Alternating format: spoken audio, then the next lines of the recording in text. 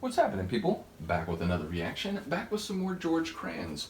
Again, shout out to Han Solo for not only making a crazy amount of music available, but suggesting a number of different interesting avenues, including those that are a bit outside the sort of mainstream musical framework. And yeah, we're going to listen to George Kranz's version of 99 Balloons, which is to say 99 Luft Balloons or 99 Red Balloons by Nena. Ultimately, it's a tune I really remember, and again, I know it's one of any number of tunes from the mid-'80s that were sort of speaking to the possible, nuclear holocaust and annihilation of all that humans had built up, the sort of impending doomsday clock, which incidentally is right near midnight once again, so perhaps we need a whole new round of these type of songs. But yeah, ultimately, I do remember this one in particular, and over time, I've come to think about it as being quite profound. And so just, for a moment, I would like to mention that when I first heard this, I'm thinking about it in the context of like, okay, so, and by this point, I don't know what year it came out, but I would probably heard it like second half of the 80s, so I would have been like the later single digits. And I remember thinking about it in the context, okay, like maybe it's a metaphor and, we're talking about nuclear weapons and so on. But as I got older, I started thinking about it more, and to me, the song is even more poetically beautiful and profound if you think we're literally talking a red balloon, because, there's nothing necessarily surprising when there's an arms race and there's a building up of not only an arsenal of destructive weapons, which could, in fact, destroy global civilization, but the sort of intense sort of what's the right word? The sort of like people being on edge, people who are sort of working in this sort of like defense apparatus of one nation state, another nation state, and there's a sort of ratcheting up of tensions, and everybody's on edge, and something pops onto a radar, so someone hits a button, which makes someone else on the other side hit a button, and suddenly there are nuclear, ICBMs flying around the planet and destroying all that humans have built up.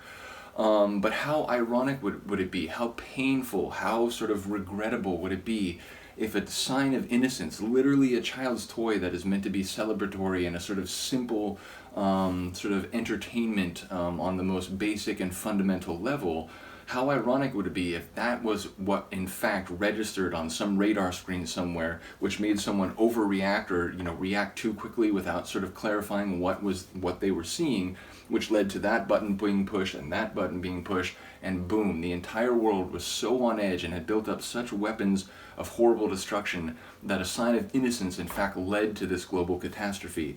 And ultimately, I was thinking about it more as, as I got older, the idea that like if an alien species were to find that global catastrophe, the aftermath of it, if it were just ICBMs lying around everywhere, it's like, technological adolescence, it's a hard thing for species to get through, and obviously these guys didn't make it. But if they were to also see this sort of floating red balloon, obviously sort of this very simple artifact, and again, I realize after a nuclear holocaust, the actual balloon that triggered it might not be there, but in another sort of interpretation of it, I was thinking that if they were to see that, it would be this perplexing mystery how this seemingly innocent artifact may have facilitated this global catastrophe. So again, when I first heard it, I was trying, as a young kid who was trying to think about music more and more, I was thinking, okay, so it's a metaphor, it's an analogy, but I actually think the song is more profound if you think about it as a literal red balloon. So let me know what you think, let me know if you've had a different take on that, but ultimately I do enjoy this song a great deal. Now, George Kranz covering it, I'm thinking that we may have some a different atmosphere, a different vibe, less about a sort of like, wow, I'm becoming sort of like pensive and a bit reflective and a bit worried about the state of human affairs and our entire global civilization. It might have a bit more of an edge to it. Maybe it's going to have sort of, dance sonic. So we'll have to find out. But here it is, George Kranz. The tune is just called 99 Balloons, but I'm going to assume this is based on 99 Luft or Red Balloons by Nena.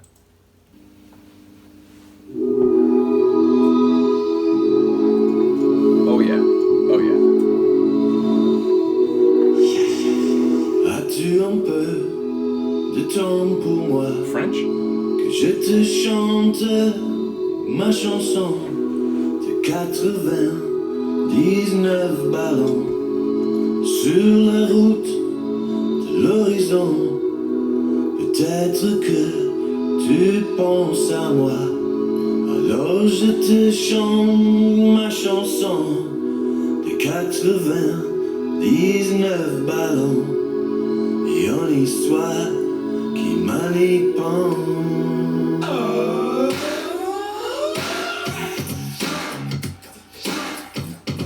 pretty similar to the actual tune. Although wait, I realized the bass is a vocal bass. So everything, right?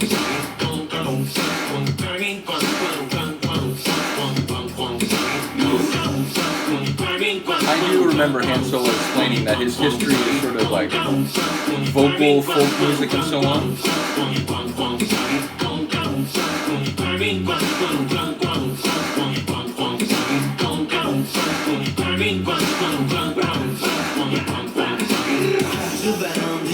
Ballons sur la route de l'horizon, comme des ovnis venus d'ailleurs. C'est alors qu'en général, envoyé des aviateurs armés de cette façon, et n'a paru à l'horizon que ces 99 ballons. I don't know if that's a xylophone or just like a keyboard. 99 avions, Keyboard. Ils sont tous de grands guerriers, ils se prennent tous pour capteurs. Et donnent un feu d'artifice, les voisins n'ont rien pigé, et se sont sentis en danger. Alors has a bit of a like a funky groove to it. Which I mean, again, the original has a bit of that flavor too, especially in this part.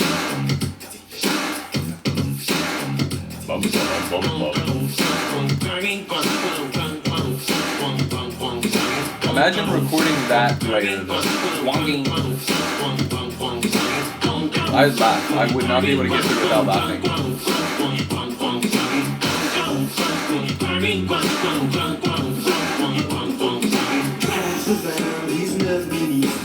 Allumettes et bidons de sens, c'est pris pour des gens malins.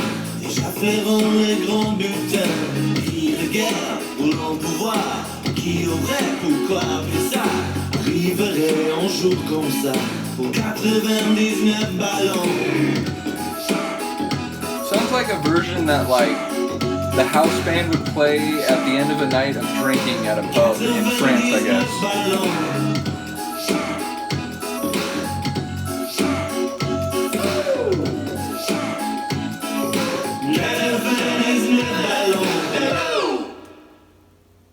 That's crazy. Yeah. 99 années.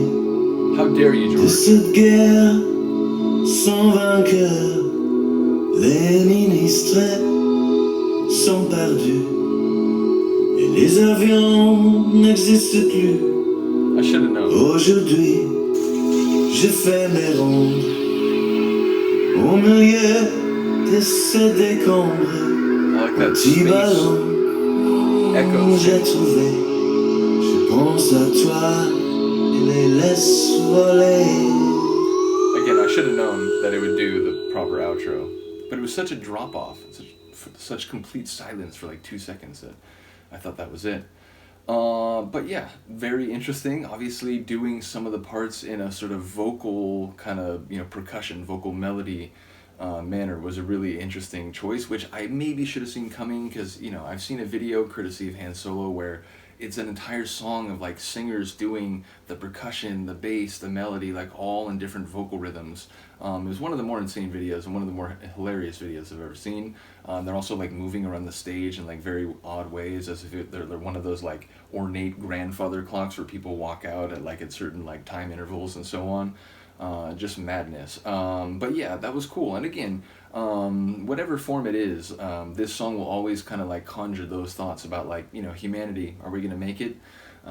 Which makes me think of that like part in Terminator 2 is like, looking at the kids like shooting each other with fake guns, like, we're not going to make it, huh? And it is in your nature to destroy yourselves. So yeah, I do think about those kind of things when I hear this tune, no matter what version. But yeah, shout out to George Kranz, shout out to Han Solo, shout out to all people who have checked out this reaction. There's been a few who've been following other deep dives that have chimed in on the Kranz journey so far. So yeah, big ups to all of you. Let me know what you think of this one. I'll see you next time. Peace.